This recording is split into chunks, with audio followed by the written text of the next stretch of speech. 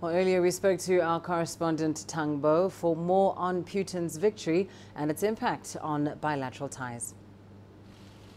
Strategic ties between China and Russia were valued in glowing terms when President Xi Jinping paid a state visit to Russia last July. The journey concluded with over $10 billion in agreements. However, concerns over maintaining a consistent bilateral partnership have risen as 2018 Russia's presidential election is scheduled in March. Putin said at a press conference last December, though, that the election result will not affect the bilateral ties. I completely believe that the development of a bilateral relationship with China has had a national consensus across Russia, and it has nothing to do with the election result. Russia and China will remain strategic partners in the long run. Anna Kirivert, research fellow at the Center for Chinese Studies of Moscow State Institute of International Relations, further explains that the partnership is based on lots of common joint interests. And this is something that is rather permanent or more or less stable and is not going to change because of the power transition, for example. Of course, there could be changes in the foreign policy course in general, but basics is going to remain the same. According to Russian customs authorities, up to the end of last year, China has become Russia's largest trading partner for 8 consecutive years. The trade volume between China and Russia last year reached $87 billion, up over 31% from 2016.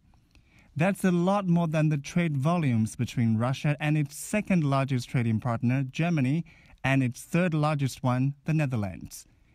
Leaders of both countries have agreed to merge the Belt and Road Initiative and the idea of a Eurasian Economic Union proposed by Putin. China has been mostly dealing with Central Asia bilaterally. But the challenge here, I think, is trying to do something on a multilateral basis. This is what Russia would really like to see, either than seeing that China has been expanding its economic cooperation with Central Asian states, but without Russia. Experts say China and Russia, being great powers, have very different national interests. Both countries have taken steps to ensure that the differences are not on the foreground of their bilateral ties and avoid any possible conflicts of state interests. That's one of the key reasons for China and Russia's successful relationship as they abandon the Cold War mentality and zero-sum game concept. Tang Bo, CGTN, Moscow. Well, let's bring you the Africa perspective on Putin's re-election. I'm joined by Dr. Nurhan Al-Sheikh from our Cairo studios. Dr. Sheikh is a professor of political sciences at the Cairo University and a specialist in Russian politics. Welcome to the program, Dr. Sheikh. Of course, Putin's re-election, not much of a surprise, but what are your views on him coming to power once again for another 6 years? I think that the re-election of Mr. Putin for the 4th time, it means that he enjoys wide satisfaction among Russians concerning his both domestic and foreign policies. And also it means that the Russian policies internationally mainly will continue for the next 6 years. It means that the efforts of Russia and China and other countries to change the world order toward more multipolar system and more fair and justice international order, I think it would be continue, and a lot of changes we are looking for during the coming 6 years, particularly that also parallel with the re-election of President Xi Jinping. So both of them, I think, will do a lot of efforts in the future for more justice in international relations. And what's been the response in Egypt? How is President Putin's new term in office likely to impact ties between Russia and Egypt?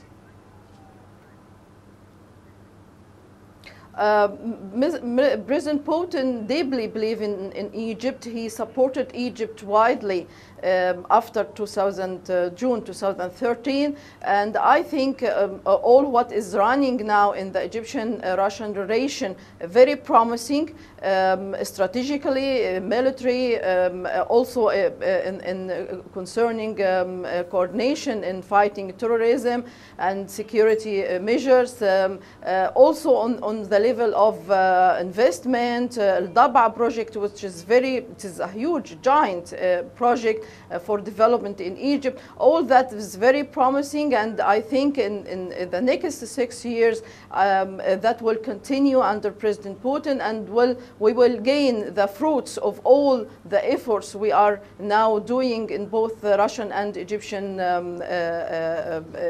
doing it to improve the relation, to push it forward toward a strategic partnership, really a strategic partnership, not only just documents signed, but to put that documents into implementation and into a real world. And Dr. Sheikh, what do you think other African countries should expect from Russia after Putin's re-election? I think if we are talking about North Africa, Algeria will come at the top of Russian interest. Maybe we will see some more effective role to Russia in the Libyan crisis, because it's very important, and Libya was a very important partner to Russia. So maybe it will reactivate its role in Libya after finishing the Syrian one. If we are talking about South Sahara countries, so I think South Africa is enjoying that much interest from Russia, plus Sudan, Angola, maybe some other countries like Nigeria. I think the last visit for Mr. Lavrov, the foreign minister of Russia, to Africa shows highly interest in some of the countries, and I also interest in pushing cooperation and widen the Russian cooperation with number of African countries, and I think that would continue, or the trend in Russian policy would continue and develop in the few coming years. Dr. Nurhan Al-Sheikh, thank you so much for that analysis, joining us there live from Cairo.